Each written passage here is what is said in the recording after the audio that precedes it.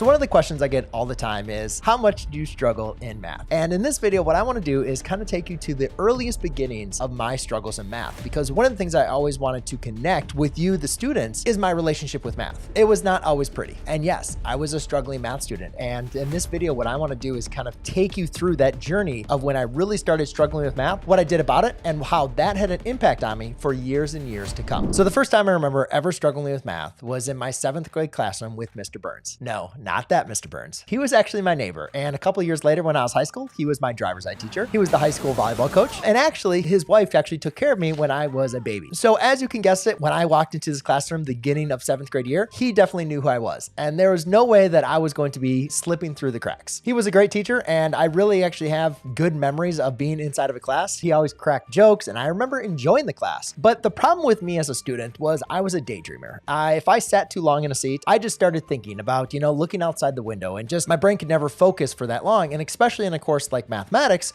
or in 7th grade math, we started to get into topics where you really had to listen in. And if you started daydreaming or sleeping or not paying attention for any reason, you started to miss some concepts that began to really impact your understanding. I was a doodler, so I really just like to, get out a sheet of paper, and I still do. A lot of times when I go to a conference, or if I'm even watching a meeting, or even, sometimes watching, I still just like to doodle. I just like to draw, and I'll even listen, but I just like to write. It's just the way that I am. But in 7th grade, it didn't serve me very well because I didn't know much about my learning style or really much about mathematics. And I really, at that point in time, really needed to be focusing, and I wasn't. So as you can imagine, I started to miss some information. I started to struggle really understanding the concepts. And I remember getting back a quiz. I don't remember what time of the year it was. All I remember was getting back the quiz and getting the worst grade I have ever received on a test. At that time, it was probably like a D or a C. I don't think I failed it, but I remember I was pretty embarrassed by my grade, because up to that point in 7th grade, there's not really that many high takes, tests and quizzes, but things were starting to get serious with grades. And I remember just being utterly embarrassed. And what made it worse was my friends, the kids that I played sports with, that I was on the teams with, that I was going to hang out with at Reese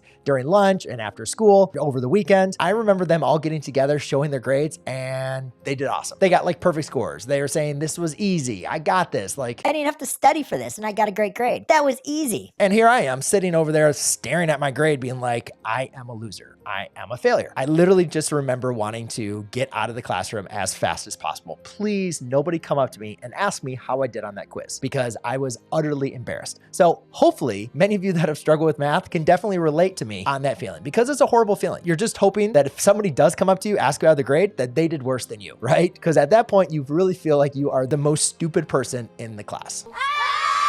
And I remember looking over the test, and I didn't understand what exactly I was doing. I literally had no idea. It was one of those things that, like, when you start to struggle in class, a lot of times maybe you might say, oh, like, I don't really understand it, but it's okay. And this was the first time where I really got exposed and be like, yeah, you don't know it. And guess what? This grade shows that you don't know it. And it was really frustrating, because really up to that point, this was the first time where I felt completely lost in my understanding of mathematics. I always felt like I was a decent student. I got good grades, and this was that first time where I realized that I was not the best, or one of the students that was in the top of the class. And while it might be easy at nowadays to say like, hey kid, it's just a little quiz, like, you're going to be fine, I didn't take it that way. I took it as I was stupid. I could not understand. Math is now hard, right? Now I'm learning older people math, right? I'm in 7th grade. Like, I'm learning the hard stuff. And guess what? I just accepted the fate that math is hard. Maybe I'm not a math person. Maybe I'm just not made for this. Totally disregarding all the accomplishments I've made up to that point, or the fact that I probably was barely paying attention anyways. I just accepted the fate that math is hard and I'm not very good at it. And this one quiz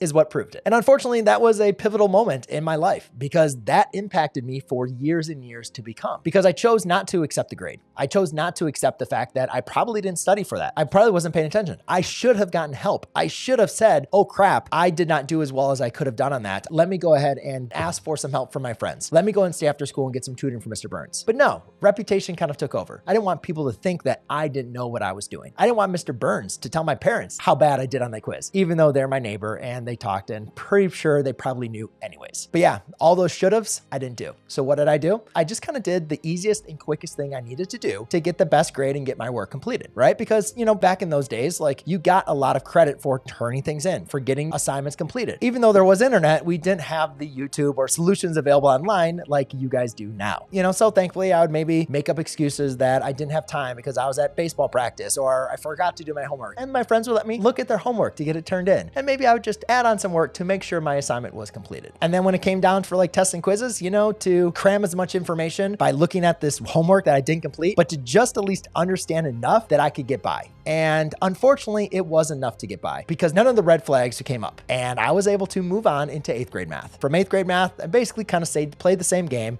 I think I did good enough just to get by and fly under the radar. And then that all continued all the way into high school. And by entering high school, I thought I was smarter than the system. I thought I knew exactly what I could do. I learned the game. I knew if I could just do enough busy work and not have a good enough grades on tests and quizzes, I could just blame that I'm not a good test taker, that math tests are hard, or the teacher didn't teach us that. And there was always a good enough excuse that people always accepted. But as long as I could show that I was getting the homework done, even if I really wasn't doing the homework, I could show that I understood enough to keep on moving on. Now, again, to my credit, I wasn't completely lost with all of the math that I was doing. I mean, I was still understanding some of the content, but by no means anywhere close to the B's and C's that I was getting in high school. I think I got 1 or 2 A's. But besides that, I was pretty much a solid B student. Like whenever I got an A, I would get a C. Like it was flip-flopping around, a pretty solid B student. But looking back from a teacher perspective, I was probably a good solid D student. But I was able to work the system, how it was set up for me with getting by with B's. And what I mean by working by the system, basically I would copy somebody else's work to finish whatever homework problems I didn't know how to do. I would see my class during lunch or after school and ask them questions that they had in the morning if I had the class in the afternoon. I would get previous copies of older tests that I could go ahead and review so I had an idea of what was coming up. But for grades for turning in work were not a thing and everything was based off of my test grades, I would not have survived. Anytime I'd study for a test or quiz, I would just cram the heck out of it. I remember staying up really late. I remember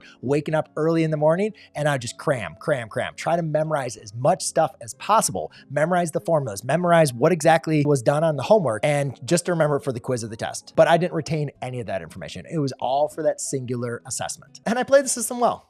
I'm not gonna lie. And I've known a lot of students that I have taught that played the system well. And you know what? If you're playing the system, kudos to you. But I just want you to know there's always going to be a time where the rubber is going to hit the road because you cannot play the game forever. Eventually, things are going to get exposed. And sometimes it's going to get exposed when you least need it or least expect it. And for me, it came during my senior year when I took pre-calculus. Now, for those of you that have taken pre-calculus or no pre-calculus or calculus or any upper level, you probably know that the difficulty with pre-calculus and calculus is not really the content that we teach in those classes. The difficulty comes from all the previous information that you have learned up to that point. Pre-calculus and calculus really expect that you know that information and that you can extract it to solve newer problems. Well, for somebody that kind of faked my understanding all the way up to pre-calculus, that was not good for me because I definitely got exposed in pre-calculus. If I thought I was lost in 7th grade math or maybe lost in like algebra 2, geometry, one of those, I could usually climb my way back out of the hole. But in pre-calculus, I was done.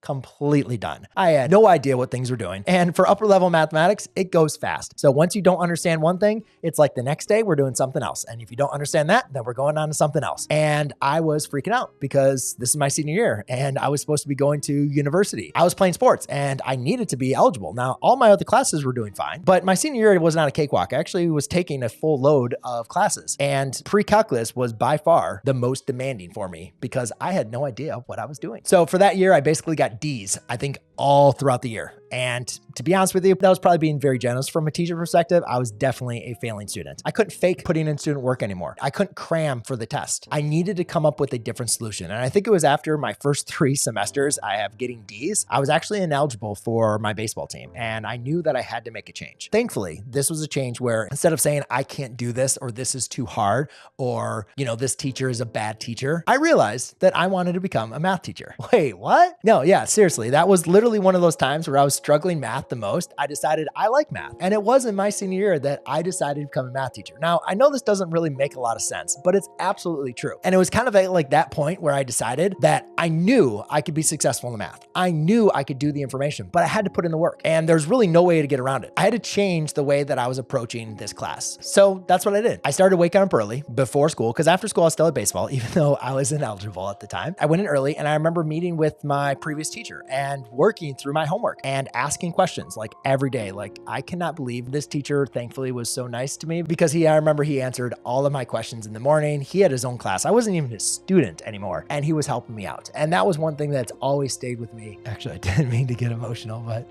but that's something that stayed with me for years and years to come. Because for those of you that, are struggling, or you feel like you're in a certain situation like mine, like, go and see your teacher, put in those extra work, ask those questions, right? If it didn't take me till senior year to go into a previous teacher's classroom and go in before school to ask questions, imagine if I would have done that in 7th grade, right? I probably would not be in the same position that I was. But at that point, senior year, that was the position I was in.